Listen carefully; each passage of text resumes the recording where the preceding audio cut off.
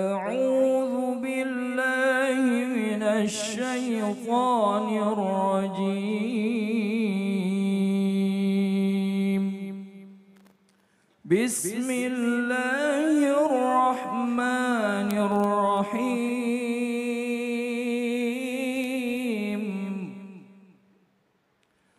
خذ العفو وأمر بالعرف وأعرض عن الجاهلين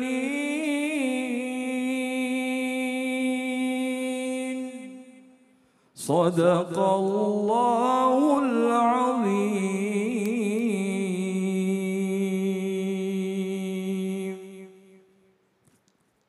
Masya Allah. Alhamdulillah. Alhamdulillah Rabbil Alamin. Ustadz Kafi suaranya ya Masya Allah ya membuka pada pagi hari ini. Iya. Ustadz ini boleh diceritain mungkin penonton di rumah juga pengen tahu. Ini sebenarnya surat tadi mempunyai makna apa sih Ustadz? Ya, bismillahirrahmanirrahim. Surah ini adalah surah Al-A'raf ya ayat 199. Di sini yang artinya bahwa khudhil 'afwa wa'mur bil 'urf wa'rid 'anil jahilin. Ini adalah perintah Allah Subhanahu wa taala sesungguhnya kepada Nabi Muhammad sallallahu alaihi wasallam apa? Kata Allah Subhanahu wa taala, berikanlah maaf, kemudian suruhlah orang-orang untuk berbuat baik dan tinggalkanlah orang-orang yang bodoh. Maksudnya apa? Allah Subhanahu wa taala memerintahkan kita untuk senantiasa memaafkan orang lain. Nabi sallallahu alaihi wasallam di Mekah 10 tahun dihina oleh kafir Quraisy, Nabi memaafkan semua. Ada istri Abu Lahab. Pada zaman itu kerjaannya setiap pagi, sarapan paginya itu dia ke rumah Nabi, ketuk pintu Nabi, kemudian menghina Nabi SAW. Tapi Nabi nggak pernah marah. Justru Nabi balas dengan kebaikan. Nabi nggak punya dendam. Nabi nggak mau balas dengan orang-orang yang bodoh seperti itu. Artinya bodoh dalam tanda kutip. Bodoh akhlaknya, kurang akhlaknya. Ya, maka kita juga seperti itu, jangan sampai kita mencari kesalahan orang lain ya, atau enggak kita menggunjing orang lain. Maka Imam Syafi'i juga pernah mengatakan kalau kita berbicara itu harus hati-hati. Idza aradal kalam fa alaihi ayyufakkiru minal kalam. Kalau kita ingin berbicara, sebaiknya kita fikir dulu. Iya, betul. Sebelum kita berbicara. Jangan sampai ketika kita berbicara atau berkata mengeluarkan kata-kata itu bisa menyakiti orang lain atau menyinggung orang lain atau bisa menjatuhkan orang lain. Ya, maka Nabi SAW menganjurkan kepada kita agar kita senantiasa terus berkata lembut, berkata baik. Ya, berkata baik. Maka ada Nabi SAW falyakul khairon aw liyasmut, berkata baik kalau enggak diam. Seperti itu. Wallahu a'lam bishawab. Tadi juga Ustadz Kafi juga sudah memberikan pelajarannya buat kita, clue-nya buat kita. Masya Allah, terima kasih banyak Ustadz Kafi. Boleh silakan duduk kembali. Masya Allah ya Bu ya, semangat gak hari ini Bu? Jamaah! Oh jamaah! Alhamdulillah. Alhamdulillahirrabbilalamin. Allahumma sholli ala Sayyidina Muhammad wa ala ali Sayyidina Muhammad. Hari ini kita kembali lagi di Islam itu indah. Ibu! Sehat Bu? Alhamdulillah. Semoga jamaah yang dirahmati Allah juga diberikan kesehatan oleh Allah Subhanahu wa taala. Amin amin ya rabbal alamin. Ibu, nih zaman sekarang ini ya, ada sedikit kalau dikasih tahu, kalau misalnya dikasih tahu yang baik sama orang, biasanya kita langsung bete ya Bu ya. Kayaknya kita nih nggak mau banget dikasih tahu sama orang yang baik-baik. Istilahnya katanya senggol bacok. Nah kan tuh, pada ngerti gak tuh Bu? Senggol bacok tuh gimana tuh Bu? Coba ada yang ngerti gak coba? Ini Ustadz Maulana coba. Kayaknya udah mulai peragain nih kayaknya. Senggol terus. Kalau Abah gimana Ustadz? Kalau Abah gimana Abah? Wadaw. Cuma beneran ya? Itu beneran ya, ya itu istilahnya begitu. Jadi gak mau dikasih tahu, gak mau mendengarkan pendapat orang lain ya Bu ya. Apalagi nih ibu-ibu sekarang nih ya, takutnya Bu kalau misalnya satu ada yang benci, kadang suka diprovokatorin temennya, ada yang begitu nggak? Nggak ada ya, jangan ya Bu ya. Maka dari itu hari ini bagus sekali temanya, apalagi kalau sampai ada penyakit dendam. Nauzubillah min zalik. Maka dari itu hari ini bagus sekali temanya yaitu penyakit karena dendam. Apa Bu? Penyakit karena dendam. Alhamdulillah. Nah kalau gitu langsung saja, tausiah pertama kita ada Ustadz Maulana. Iya. Abah, ini kalau ngomongin soal anak milenial nih, ya kan, Ya. anak muda zaman sekarang, itu kan banyak banget nih yang gampang tersinggung, gampang nyimpen dendam, apa dikit ditegor ngambek, apa dikit ditegor senggol bacok, ya kan. Senggol bacok. Nah tuh gimana tuh Aba nih, bagaimana pandangan Islam sendiri untuk orang yang suka menyimpan dendam? Nauzubillah, mohon izin Ustaz. Bismillahirrahmanirrahim. Assalamualaikum warahmatullahi wabarakatuh.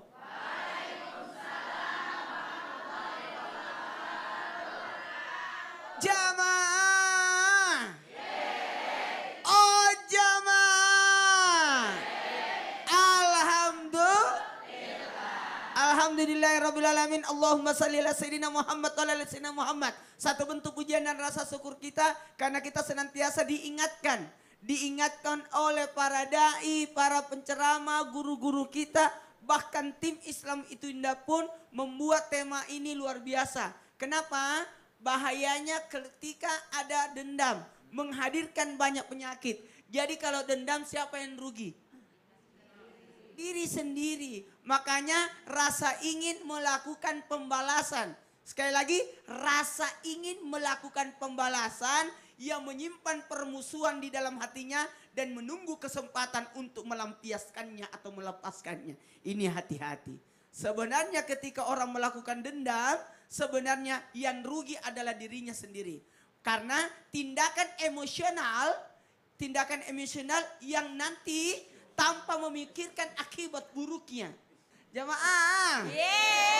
Yang berakibat buruk yang timbul di kemudian hari. Nauzubillah summa, nauzubillah. Berarti ini bahaya. Di dalam pikirannya, di dalam hatinya ada kekotoran yang tersimpan atau penyakit yang tersimpan pada dirinya. Sehingga memunculkan rasa balas dendam dikarenakan oleh hawa nafsu. Hati-hati ya. Karena sifat balas dendam ini yang disertai dengan mengorbankan orang lain. Karena ia tidak dikategorikan ke dalam perbuatan yang, mohon maaf, perbuatan yang tercela. Ini masuk dalam kategori perbuatan tercela. Seharusnya kita berusaha untuk jadi baik. Ibu. Suka nggak kalau ada yang seperti ini? Tidak. Ibu biasanya dendam sama siapa, Bu? Saya rasa suaminya deh. Awas siapa? Gitu. Nggak ya, Bu? Jangan. Apalagi ini membahayakan buat kita karena tidak memberikan kesempatan orang lain untuk berbuat baik. Begitu pula dirinya. Orang kalau dendam, ngaji sekalipun yang didendami, jelek suaranya. Panjang bacanya terlalu panjang. Nyinyir ya Ustaz ya. Nyinyir. Kenapa? Karena dendam. Tertutuplah kebaikan padanya. Lalu memaksakan, yang paling bahaya, memaksakan dirinya untuk mengakhiri hidup orang. Mengakhiri hidup orang. Mematikan hidup orang. Ini yang membahayakan. Mohon maaf kepada siapapun tanpa menyakiti perasaan. Mudah-mudahan tidak ada sifat ini pada diri kita. Hilangkan cepat. Itulah hebatnya sang ibu. Dan saya bisa belajar sama anak kecil. Kita bisa belajar sama anak kecil. Tidak ada anak kecil yang pendendam itu. Pagi bertengkar, siang baku teman. Makanya kalau ada anak-anak bertengkar, tolong kepada semua orang tua jangan ikut-ikutan. Karena bisa jadi anak itu nanti bisa kembali sudah baikan sama temannya. Sementara orang tua yang ikut-ikutan, nauzubillah, bisa ikut serta apa? Terjadilah permusuhan di antara orang tua murid. Iya. Anak Aca, cucu saya sudah sekolah? Oh sudah Abah. Yang Jangan namanya anak-anak sampai kan biasa ada senggol, iya.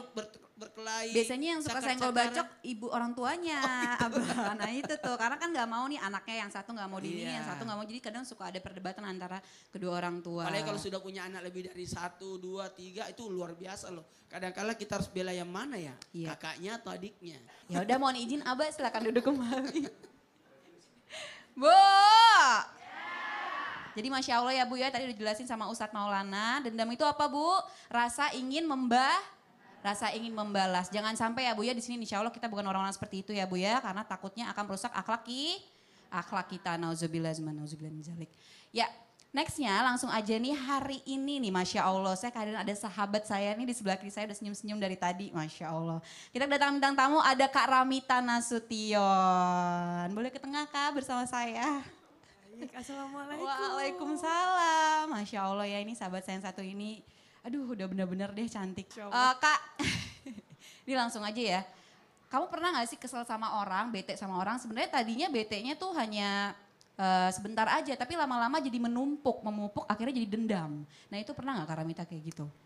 Sebenarnya sih secara nggak langsung sih pernah kayaknya, dan itu aku alamin pas awal-awal baru hijrah sih. Kayak misalnya kita kan baru belajar, aku baru belajar, terus tiba-tiba ada yang ngasih tauin, mungkin maksud dia baik ngasih tahu, cuman cara ngasih taunya itu yang Jadi belum seperti tentu. menggurui Nah mungkin. itu dia, nah ternyata pada saat itu aku rasanya malah gak nerima, kok apaan sih kok ngomongnya kayak gini ya gitu. Lebih ke kayak gitu jadinya ditambah lagi mungkin kalau Aca yang ngomong mungkin karena teman lebih menerima kali. Ini karena orang adik baru ya. kenal. Oh ya Lebih adik. ke ade mungkin. Betul. Karena ini orangnya baru kenal terus kayak tiba-tiba langsung menggurui, jatuhnya jadi kayak nggak suka. Malahan jadi penolakan sih, bukannya jadinya input yang buat Iya. positif malahnya jadi sebel gitu. Udah malah jadi jauh. Ya. Nah Kak ini mungkin boleh share juga sampai detik ini kakak masih ada perasaan dendam gak sama orang itu mungkin? Sejujurnya sih masih ada sih. Dan kalau aku tuh jeleknya kalau udah kayak gitu, sebenarnya nggak boleh, maksudnya belajar agama udah ngerti caranya. Cuman ternyata pada saat diaplikasikan di kehidupan sehari-hari tuh nggak semudah itu. Jadi suka lebih milih untuk menghindar sih atau nggak diem aja deh daripada kalau ngomong nanti salah lagi ya kan, Iya, sebel iya. lagi gitu. Ya mungkin lebih jangan dijauhi tapi kalau misalnya kita juga belum ada rasa seperti ini, maksudnya rasa dendam itu mungkin kita bisa berbaikan kalau misalnya ada event-event atau acara kali ya Kak ya. Seharusnya sih sebenarnya. Seharusnya ya, mudah-mudahan ya. Terima kasih banyak Kak Ramita, nanti kita ngobrol lagi. Silakan duduk kembali. Jamaah! Nah jamaah yang dirahmati Allah, hari ini alhamdulillah kita kedatangan tamu spesial yaitu praktisi kesehatan fisik dan psikis dan master trainer hipnoterapi Islami yaitu Kang Asep Brother. Mohon izin. Ya, Kang Asep Bruder mohon izin nih Kang. Nah ini kan mungkin jamaah di rumah juga pengen tahu nih yang belum sempat nonton mungkin masih bingung. Ini sebenarnya seperti apa sih kalau dalam Islami sendiri hipnoterapi itu mohon izin. Kang. Ya, terima kasih Natasha ya, Aca ya. Aca aja Kang. Ibu-ibu dan adik-adik yang saya hormati, hipnoterapi Islami itu adalah terapi emosi dan pikiran yang langsung diberikan kepada diri kita sendiri ataupun kepada orang lain dalam kondisi rileks, santai, nyaman, kendor. Nah kenapa harus rileks, harus santai, harus kendor? Karena pada saat itulah gelombang otak kita dalam ilmu medisnya itu turun dari beta ke alfa atau ke theta, bukan ke delta. Kalau delta itu tidur nyenyak.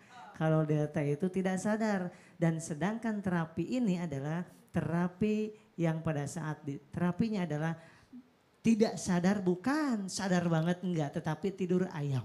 Nah seperti itu, tidur ayam ya. Jadi santai, rileks, nyaman seperti itu.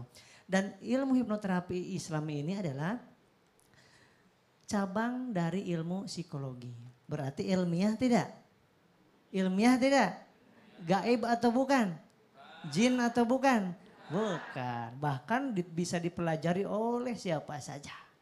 Kemudian kenapa harus langsung ke dalam pikiran bawah sadar alias kolbu, alias hati nurani, alias otak kanan.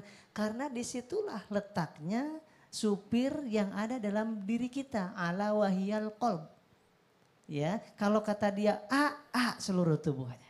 Kata dia benar-benar, kata dia baik-baik, kata dia sehat-sehat, kata dia selamat, semangat-semangat. Kata dia minder-minder, kata dia dendam saya tetap dendam. Udah maafin aja, kita akan punya Allah. Kita akan dijanjikan sama Allah surga. Maka akan merasakan nikmat memaafkan itu. Seperti itu. Oleh karena itu, kenapa harus ke dalam pikiran bawah sadar? Karena dia pengendali diri manusia 88% dikendalikan oleh pikiran bawah sadar alias apa? Kolbu, alias rasa, alias hati nurani. Seperti itu. Nah, apa kaitannya dengan Islam? Kok Islami?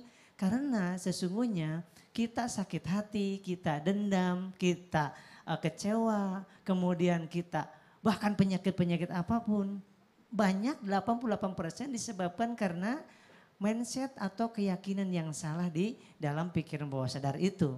Oleh sebab itu ketika kita dendam, ketika kita marah terus kepada seseorang, maka akan menyebabkan kita menjadi penyakit. Oleh sebab itu inti daripada kita supaya kita sehat atau supaya kita tidak dendam, cepat dikendalikan, maka yang pertama adalah ridho kepada ketentuan Allah yang udah dilalui. Kemudian ikhlas dengan hari ini yang kita lakukan dan berserah diri kepada Allah, itulah ketauhidan kepada Allah Subhanahu wa ta'ala gitu Kak Aca. Kang Asep punten, berarti ini sekali lagi ya hipnoterapi Islami ini tidak ada berhubungan dengan gaib ya. Sama sekali ya, Kang tidak Asep. Jadi ada. memang berdasarkan kolbu dan hati nurani. Betul, dan Masya Allah. ilmiah, medis dan ilmu dari psikologi. Dan bahkan semua orang bisa belajar. Bisa melakukannya. Masya Allah. Terima kasih banyak Kang Asep, silakan duduk kembali. Terima kasih. Bu, Ibu mau hilang semua nggak penyakit hatinya Bu? Mau ya Bu ya, nah nanti akan dipraktekkan di segmen 2 oleh Kang Asep ya Kang ya, nanti akan ada terapinya. Jangan rahmati Allah, jangan kemana-mana, tetap di Islam itu indah karena nanti masih akan ada banyak lagi tausiah. Tapi sebelumnya kita lihat dulu yuk performance dari Nash Indonesia. Silakan Nash.